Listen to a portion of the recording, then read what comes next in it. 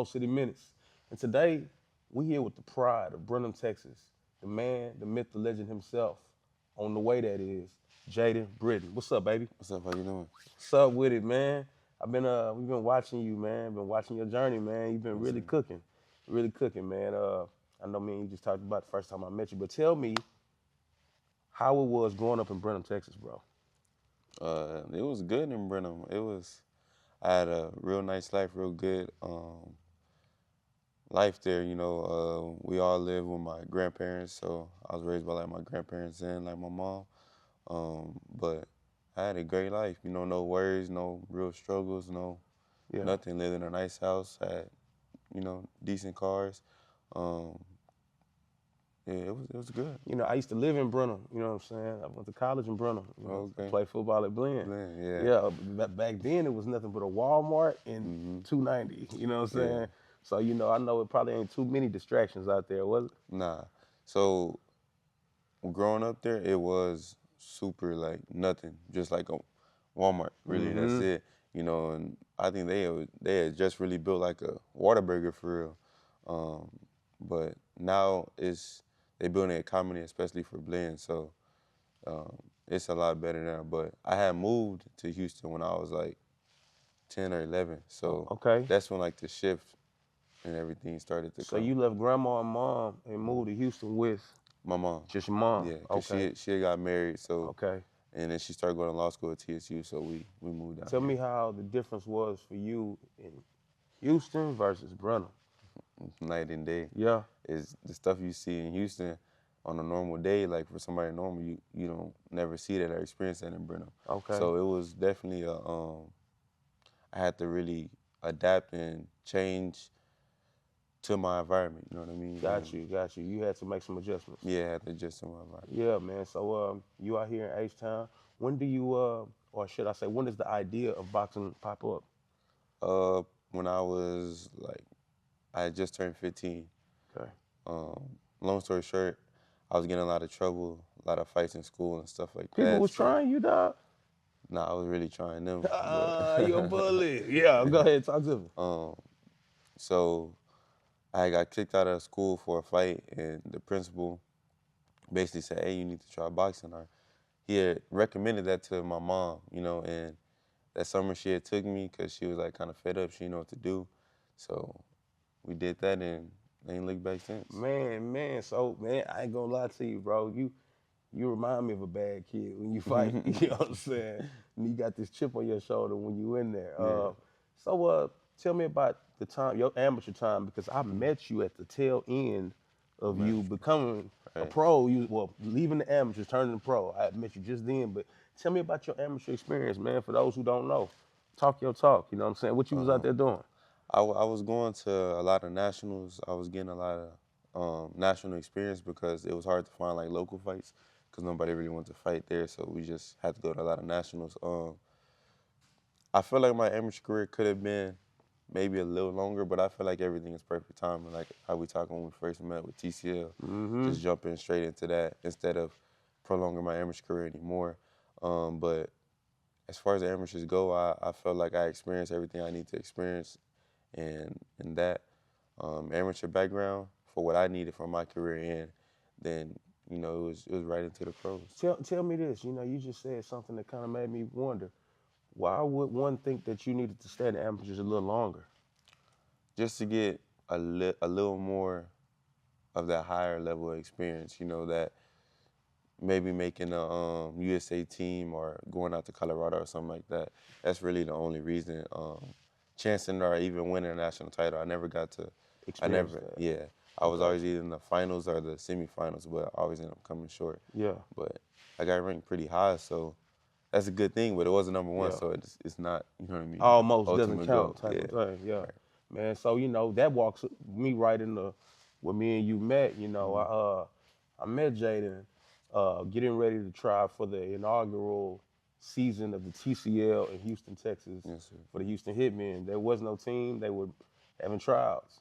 And I saw this nice young man outside, looked like he was trying to get inside. And I just chopped it up with him, and we talked real quick. And he went in there and let his hands go. You dropped something that day, too. Yeah. Yeah, you know, you actually were more one of the upper echelon of those who tried out that day. I was pretty impressed, man. He was like, "Oh, I'm just an amateur." I'm like, "Wow, man." So tell me about the TCL and what made you want to even try that out. It was really just I had an amateur fight like a week before the tryouts, and I had lost the amateur fight, so I was mad because that was a fight that I trained real hard for, that I really wanted to win and prove myself. So I had a chip on my shoulder going into it. So when I seen them doing the tryouts, I'm like, man, I'm gonna just go. Like I wasn't really trying to make the team or fight for it. I was just like, I'm gonna just go so I can just spar anybody and let it all out, you know. Mm-hmm. Um, and that's what I That's did. exactly what you did. So TCL was perfect for me. You know, it's not for everybody. It's very tough and demanding. 1 round, 3 minutes, but it's killed. You know, it's like the third round in the amateur fight when y'all both are 1-on-1, but y'all both 100% fresh. See, that's smart. You broke it down to that same exact moment to where you found a balance. And it was the same as the third round in the amateur fight. That's what that one round in that TCL is like. Yes, sir. And I mean, I seen you have quite a bit of success. Tell me how it was having to stay close to that weight every week, and how was that whole experience? So the first season, I did 2 seasons. So the first season, it was pretty easy because I was fighting at 75. So these dudes was huge. You know what I Yeah, mean? yeah, yeah, yeah. I was 18 at the time, so like these grown men, you Yeah, know, for and sure. but it was easy. But the second season I fought at 68, but you get a +4. So I was coming in right at 72, and it was tough, but I learned it helped me for later on in my career when how to make that weight because a lot of people don't know how to make it. So I learned how to make it in a sufficient and healthy way, you know. I like that. I like that because we hear a lot of people go out here and they don't do it the right way. Right. You know what I'm saying? So how did you come about understanding making that weight the correct way so early? You young, bro, and especially at that time, you Right. was even younger. So you know Yeah. what I'm saying? How did you figure there's a right and wrong way to make weight? Because I was always doing it the wrong way, and you know, What does that mean?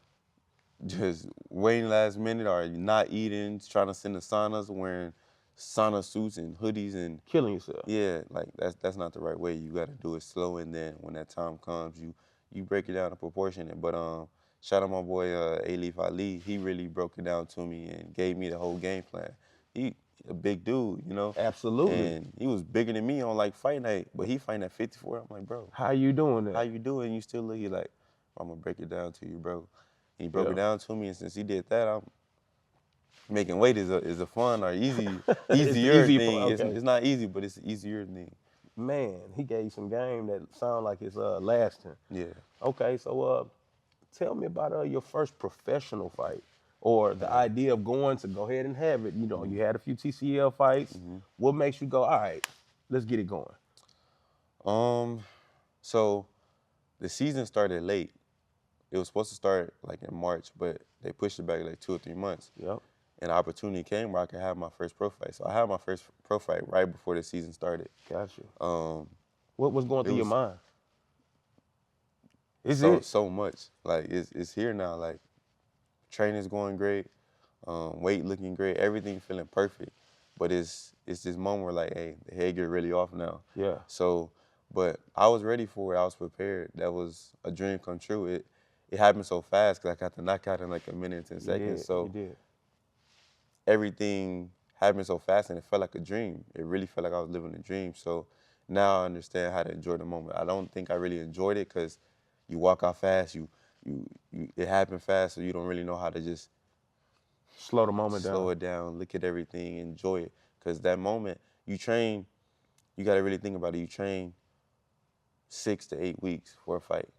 No matter what, the fight is only going to last no longer than 36 minutes. Correct. So you train hours a day, 2, 3 times a day, For doing what you months, do for for 36 months, minutes. for 36 minutes. That's in Yeah, a 12-round fight. I got 4 6-round fights, so right. that's way, you know what I mean? So And then you stop somebody in a minute and a half. yeah, You did months of training for a minute and a it's a half. blur, but it's a blessing because you'd rather have that than go home and you don't have that O no more. Yeah, You, yeah. you don't have that success. You don't have to win. Yeah, yeah, that's a fact. Man, I've been watching you, man. You quite the showman. Thank you. You know what I'm saying? You as a matter of fact, even down to your last fight, I think your last fight you fought Victor Pratis. Yes. Yep, I was there. And man, you got into a real slug match with a veteran. You know what I'm saying? Yeah. He been around for a little bit. You know what I'm saying? But I mean, older, mature guy too. You know what I'm saying? Who's physically all the way there, and you showing him you wasn't going nowhere. You Yeah. know what I'm saying? And I seen the way you was kicking your feet back like a pit bull. I said, oh, this dude here crazy. You know what I'm saying? But man, how does that feel knowing that you acclimating to pro boxing? It feels great because all of my opponents have been tough opponents, have been worthy opponents. Absolutely. I've I think two of my opponents have went on to go win fights after me, so that makes me feel good. Like okay, like these are worthy opponents, and it makes me feel good because I know that a lot of people can't jump out and do that, especially Right. with you could say the amateur pedigree that I have or the things like that. But I really feel like God blessed me with something different, so I'm able to showcase that. And these tough opponents I'm showcasing against. I'm not fighting people where you hit them with a jab or a 1-2 and they falling down. I'm hitting them when you hit them with a jab 1-2, they coming forward and they still trying Yeah, to fight back. that's a They're fact. trying to win. So I feel like that makes a big difference. And it's not for now. Everything I'm doing is not for now. It's for later. It's for you know down the line where those title contenders or those world champion spots start creeping up, it's gonna help me then because a lot of people they don't have those challenges early on, so they don't know how to get through it when they get there. That's I'm a gonna know how fact. to get through it. That's a fact. So speaking of challenges, September 20th, Yes, you got some type of challenge that day, man. Talk to me about that day, man, and what that day mean to you. man, a long time coming, but perfect timing. September 20th on OTX. I'm fighting a guy from Mexico. He's 4-4. I believe he has like 2 knockouts or something like that. So another tough opponent. He's not coming to lay down. Has good experience. It's gonna be a show. I've been training hard. I've been making sure I do everything, no stones unturned. Sparring's been great. Talk about that, Um, man.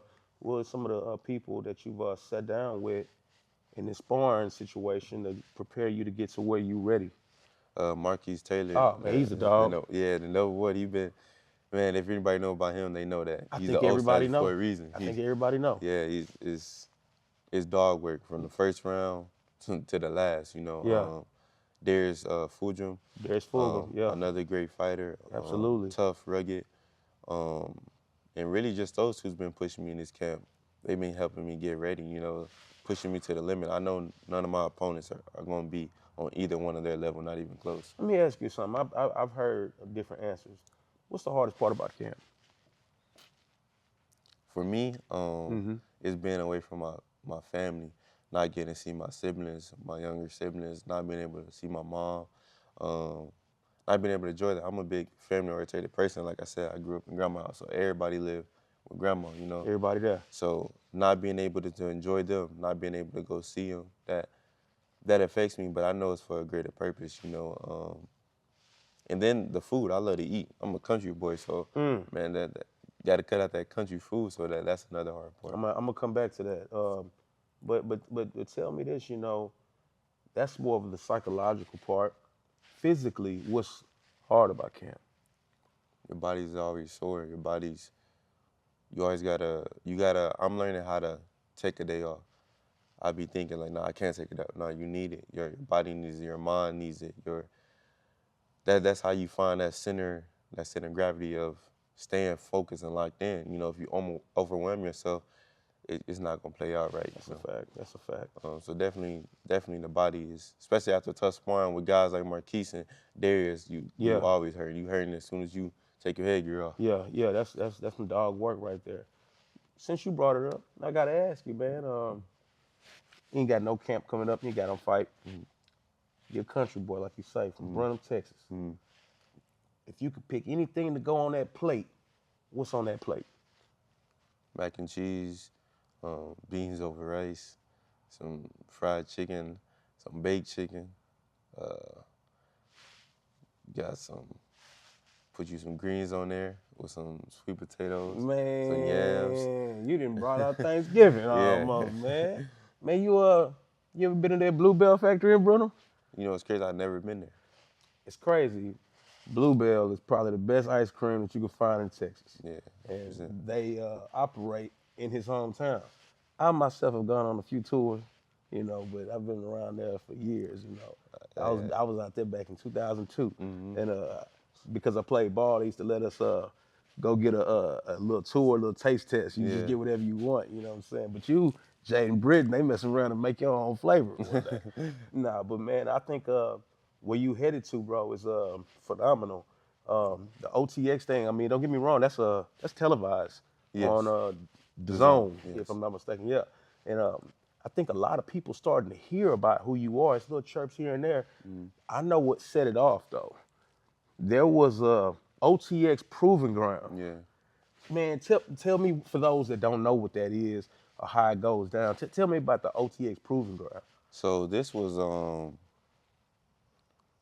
when they OTAs first started signing people out of Houston. They did a event here before they had their first fight or their second fight here, I believe. It was basically everybody come out, all different weights, amateurs, pros, whoever, and come out and spar. And you get 1 or 2 rounds, and you prove if we should put you on our next show. Yeah, So me being me, oh yeah, that's right right up up my my alley. alley. I love Absolutely. proving stuff. So I went there, and I really went there with the intention to just show like my skill and show everything, you know, within that little bit of time with just those 1 or 2 rounds. But I just got a chance to show a little bit with that knockdown, you know what I mean? Yeah, So yeah. um, it felt great though, because they just saw a glimpse. You went viral though with that Yeah. glimpse. But how many views do you think that got? It, That it went crazy. yeah, it got over 2 million Yeah, that's on the crazy. first one, yeah. You got over 2 million views on a viral moment. You coming out there just trying to show somebody something. Yeah. That's crazy, man. You know what I'm saying? They got to feel a certain kind of way because you in there with people who just as hungry as you. Mm-hmm. You know what I'm saying? People who want it, people who think they can get there, and you go in there and do the hand one tricks to these boys Yeah. and put them down. But respect to him, because we was in the ring like literally like 5-10 minutes, saying like, hey, like 175s, 168s, like come on, like where y'all at? They just looking, like nobody wants to get in there. So I respect him and appreciate him for getting in there, Yeah. because literally everybody there with their gear on, and nobody wants to get in, you know. I know this after last night. This might not be a great question. Who's some of the guys in the game that you put on your top 4, top 5 list? Top 5, Canelo's my favorite fighter. Like, What? so I went for it. Canelo's my favorite fighter, but I'm not gonna lie, Bud is right behind it. So I got to go Canelo first, and Bud, even though he did Yeah, upset even him. though he did what he did.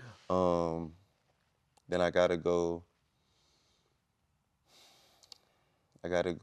probably Shakir, Tell me why you put Shakur on that list. cause he's a beautiful boxer. Um, he's someone that you can learn a lot if you know what he's doing. If you don't know what he's doing, you don't understand it. I've seen him spar so many times here, so I understand when he goes in the ring what he's doing, Yeah. why he's able to be in front of you and not hit you. But a lot of people don't understand it, so they call it boring because they don't understand it. You know what I mean? But me personally, I understand it, Yeah. so it's exciting to me. Yeah. It looks beautiful to me. You done studied it a little bit. You've had Yeah. time to watch it. Yeah, the Shakurology Yeah. of what will be happening in the ring. Right. Gotta go Tank, 100% too. Okay. Just because he brings that the excitement, like he's knocking everybody out. You know, like that's what I like to do. He go in there trying to hurt people. That's Yeah, so. But it's fan friendly watching the big knockout. You know, Yeah, the crowd loves it. You know that's what I'm a saying? Saturday night fight where you get everybody together for somebody like Right. Canelo or Tank. You know Yeah, what I mean? yeah. Somebody like Bud or Shakir is a study fighter. That's somebody you study just Somebody on who's a it every hardcore day. boxing fan that will enjoy Right. that. Exactly. That makes sense, man. So I know we early in the game, man, but where do you see yourself going with this? You've made quite a bit of deposits into your career at this point, whether it be amateur, TCL, pro. Where are we going? We going to the top. We going wherever God leads me, or wherever God allows me to get to. You know, I'm gonna keep pushing it. Being a world champion the isn't the Mount Everest of Jahyden Britton. You Gotcha. know, it's something bigger than that. Um, Anybody can be a world champion. Realistically, now they giving people belts. Yeah. So being a world champion is one of the top things. You know what I mean? But it's showing the younger generation, other kids, than anything, that they can do something with themselves. I'm from a small town. There's nobody there doing anything. Nah. Everybody work the same job. And Everybody everybody stay in the play same football or town. go to Nobody get college. exactly. It's You go real to simple. football, go to college. It don't work out. You go back home. I'm trying to show them it's a different way. It's a different light. And I feel like that's why God is putting me in these positions to show them. It's kids, grown men, teenagers that come up to me all the time, like telling me that I'm motivating them to do something with their life. Man. Telling me that I'm a part of why they trying to do this, why they trying to do that. And I tell them you can do it. As Yeah. long as you put God first and you really give it your all. That's the thing. Like jumping out into how I jumped out into the pro game is I gave it my all. There was no going back. There was no plan B. Straight out of high school, it's boxing now, This full what we time. doing. That's what I'm doing. So Man, so it's not just the titles, it's how you can impact yeah, your world, those around you, the younger people looking up to you right. to be inspired to just do something Yeah. for themselves. Man, that's big, man. But I think we pretty much just wrap that up with that one, man. Jahyden Britton is a awesome, awesome up and coming fighter. Very entertaining. I think the world is starting to know. OTX, they know. You know what I'm saying? Therefore, other people don't know too. And man, we've had Jahyden Britton with us, man. Appreciate you for Thank you pulling so up, much. bro. Yes, sir. Man, look out for the fight, September 20th on OTX. On OTX. That's right. Yes, sir. Once again, it's been the man behind the hands, Mo City Menis with Jahyden Britton, man, and we out, man. What's up, y'all? It's Jahyden Britton. I fight at super middleweight, and y'all are tuned in to Bringing the Heat. Y'all can follow me on social media at J2Raw _JAYY _2 Raw.